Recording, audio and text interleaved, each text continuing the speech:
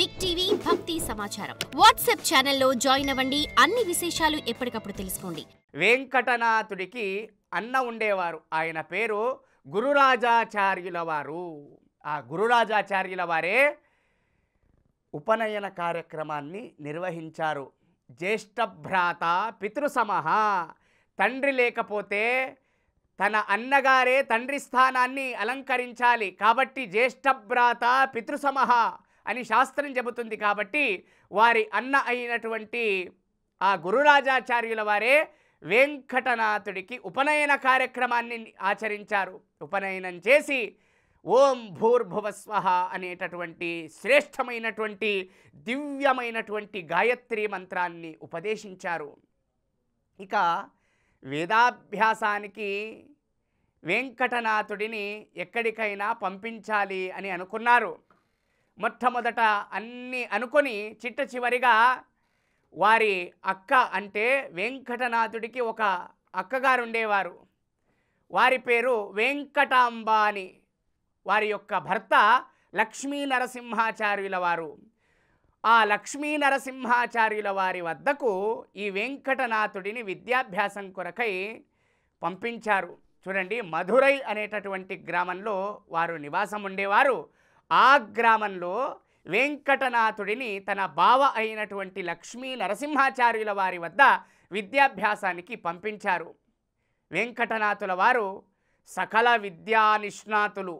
వెంకటనాథుల వారికి రానటువంటి విద్య అనేటటువంటిదే లేదు. వారికి అన్ని విద్యలోనూ తలస్పర్శ అయినటువంటి పాండిత్యం కలిగినటువంటి వారు వెంకటనాథుడు. సాలంకారక కావ్య నాటక కళాకాణాద పాతంజల త్రయ్యర్థ స్మృతి జైమినీయ కవితా సంగీత పారంగతః. అలంకార శాస్త్రము, వేదాంత శాస్త్రము, వ్యాకరణ శాస్త్రము, తర్కశాస్త్రము, మీమాంసా శాస్త్రము, సంగీత శాస్త్రము, సాహిత్య శాస్త్రము, వీణాశాస్త్రము, ఇలా సకల విద్యలలోనూ తలస్పర్శి అయినటువంటి పాండిత్యం కలిగినటువంటి వారు వెంకటనాథుల వారు. లక్ష్మీ నరసింహాచార్యుల వారు కూడా విద్యను నేర్పేటటువంటి సందర్భంలో ఆశ్చర్యచకితులయ్యారు వెంకటనాథుడి యొక్క ప్రతిభా పాఠవాలను గమనించి. అటు పిమ్మట అనేక ప్రాథమిక విద్యాభ్యాసాన్ని వెంకటనాథుడు అక్కడ పూర్తి చేసుకున్నాడు. ఇక యుక్త వయస్సు వచ్చినది. ఆ సందర్భంలో వివాహం చేద్దామని చెప్పి వారి అన్న అయినటువంటి గురురాజాచార్యులు సరస్వతీదేవి అనేటటువంటి ఒక ఉత్తమురాలైనటువంటి సుగుణవతి సౌందర్యవతి అయినటువంటి ఒక కన్యను తెచ్చి వెంకటనాథుడికిచ్చి వైభవంగా వివాహ కార్యక్రమం నిర్వహించారు. అత్యంత వైభవంగా వారి వివాహ కార్యక్రమం జరిగినది. వివాహమైన తరువాత వారి దాంపత్యం చూడండి. ఒక ఇంట్లో ఇద్దరు కూడా మంచి విద్యను అభ్యసిస్తే ఎంత గొప్పగా ఉంటుందో అంటే, వెంకటనాథుల వారు సంస్కృత భాషలో అద్భుతమైనటువంటి ప్రావీణ్యం కలవారు. వెంకటనాథుడి యొక్క భార్య సరస్వతీదేవి కూడా అద్భుతమైనటువంటి విదుషి. ఆమె కూడా సంస్కృత భాషలో గొప్ప ప్రావీణ్యము కలిగినటువంటిది. వారిద్దరి దాంపత్యం అన్యోన్యమైనటువంటి దాంపత్యం. ఈ సందర్భంలో వెంకటనాథుల వారికి పేదరికం చుట్టుముట్టినది. వెంకటనాథుల వారికి దారిద్ర్య పరిస్థితి సంభవించినది. ఆహాహా, వెంకటనాథుల వారికి దారిద్ర్యము రాలేదు సుమా. వెంకటనాథుల వారికి పేదరికం రాలేదు, వారే తెచ్చుకున్నారు. ఎందుకంటే ఎందరో గొప్ప గొప్ప సంస్థాన రాజులు అప్పటి కాలంలో వెంకటనాథుల వారిని పిలిచి మీరు మా ఆస్థానములో ఆస్థాన విద్వాంసుడిగా ఉండాలి అని ఎంతోమంది చెప్పారు, ఎంతోమంది అడిగారు.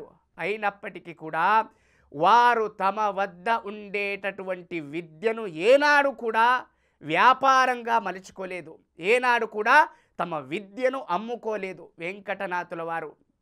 ఇలా ఈ సందర్భంలో వారి యొక్క కటికమైనటువంటి దారిద్ర్య పరిస్థితి ఎలా ఉండేది అంటే చెబుతారు. రాఘవేంద్ర విజయం అనేటటువంటి కావ్యంలో ఎలా ఉంది వారి దారిద్ర్య పరిస్థితి అంటే, మనం సామాన్యంగా ప్రతిరోజు తలకు నూనెను రాసుకుంటాం. అయితే వత్సరస్యైకవారం అంటారు. అంటే సంవత్సరంలో ఒక మారు మాత్రమే తలకు నూనె దొరికేదట. అంటే తలకు నూనె రాసుకోవడానికి కూడా నూనె లేనటువంటి పరిస్థితి. నైతస్యాస్తి ప్రాజ్యమాజ్యం కథం స్యాత్. ఇలా ఉండగా తలకు రాసుకోవడానికే నూనె లేనటువంటి వారి ఇంట్లో నెయ్యి తినడానికి అవకాశం ఉంటుందా అంటారు. నైతస్యాస్తి, నెయ్యి తినేటటువంటి అవకాశం లేనేలేదు. కఠికమైనటువంటి దారిద్ర్య పరిస్థితి. అంతేకాకుండా వారి వెంకటనాథుల వారి వద్ద కట్టుకోవడానికి వస్త్రాలు కూడా లేకుండా ఉండేటటువంటి పరిస్థితి. జీర్ణే వస్త్రే, జీర్ణమైనటువంటి వస్త్రాలు అంటే చినిగిపోయినటువంటి వస్త్రాలు.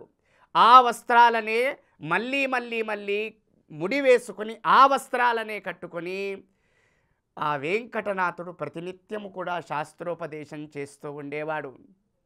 అంతేకాకుండా చిన్నే వస్త్రే భిన్న పానీయ పాత్రే జీర్ణస్థల్యాం దస్యుభిర్నీయమానే.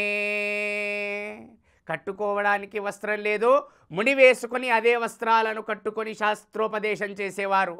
ఇంట్లో కూర్చొని భోజనం చేయడానికి మంచి పాత్రలు కూడా లేదు. ఆ మంచి పాత్రలు కూడా లేని పరిస్థితి. ఉండేటటువంటి కొన్ని పాత్రలు ఉన్నాయి. ఆ పాత్రలకు కూడా రంధ్రాలతో కూడినటువంటి పాత్రలు ఉన్నాయి. అయితే జీర్ణస్థల్యాం దస్యుభిర్నియమానే ఉండేటటువంటి ఆ పాత్రలను కూడా ఒకానొక సందర్భంలో దొంగలు వచ్చి అపహరించుకుపోయారు.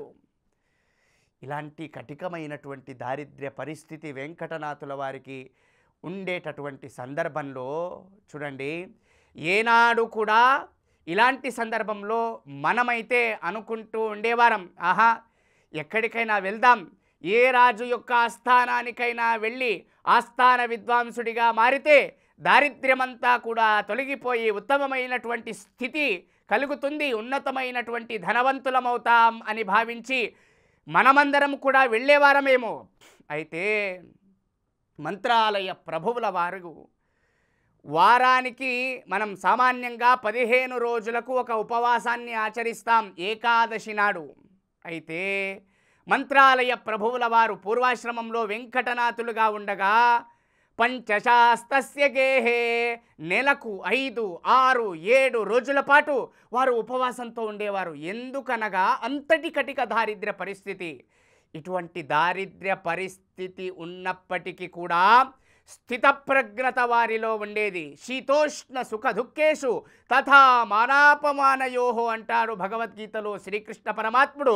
కష్టం కలిగినా నష్టం కలిగినా ఎటువంటి పరిస్థితి సంభవించినా కూడా భగవంతుడి యందు అమితమైనటువంటి ప్రేమ, భగవంతుడి యందు అమితమైనటువంటి శ్రద్ధాభక్తులు కలిగినటువంటి వారు వెంకటనాథుల వారు. కాబట్టి ఏనాడు కూడా చేయి చాచి ఒకరిని వేడి దేహి అని వేడుకున్నటువంటి మనుషులు కాదు. మంత్రాలయ ప్రభువుల వారు పంచశాస్తస్య గృహే వారానికి 15 రోజులకు 5-6 ఉపవాసాలు ఆచరించినప్పటికీ కూడా స్థితప్రజ్ఞతను కాపాడుకొని భగవంతుడి యందు అమితమైనటువంటి విశ్వాసము కలిగి ఏనాడు కూడా శాస్త్రోపదేశాన్ని విరమించలేదు మంత్రాలయ ప్రభువులు పూర్వాశ్రమంలో వెంకటనాథుడిగా ఉండగా. ఈ విధమైనటువంటి పరిస్థితి వెంకటనాథుల వారికి ఉండేది.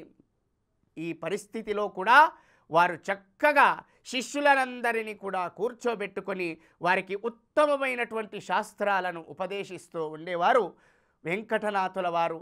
ఇది వారి పూర్వాశ్రమంలో మనం గమనించవచ్చు. మనం కూడా ఈ స్థితప్రజ్ఞతను కాపాడుకోవాలండి. మనకు ఏదో కష్టం వచ్చినప్పుడు లేదో ఏదో వ్యాపారంలో నష్టం కలుగుతుంది, కలిగిన వెంటనే మనం భగవంతుడి యందే విశ్వాసాన్ని కోల్పోతాం. అసలు భగవంతుడున్నాడా అని అంటాం. అలా కాదండి. ఏ పరిస్థితిలో కూడా కష్ట నష్టాలు ఎదురైనప్పటికీ కూడా భగవంతుని యందు విశ్వాసాన్ని మనం కోల్పోకూడదు, గురువు యందు విశ్వాసాన్ని కోల్పోకూడదు అనేటటువంటి సందేశాన్ని మనకు అందించినటువంటి సద్గురువులు జగద్గురువులు మంత్రాలయ ప్రభువుల వారండి. ఈ విధంగా వెంకటనాథుల వారి యొక్క పరిస్థితి ఉండేది. For more videos like this, subscribe Big TV channel.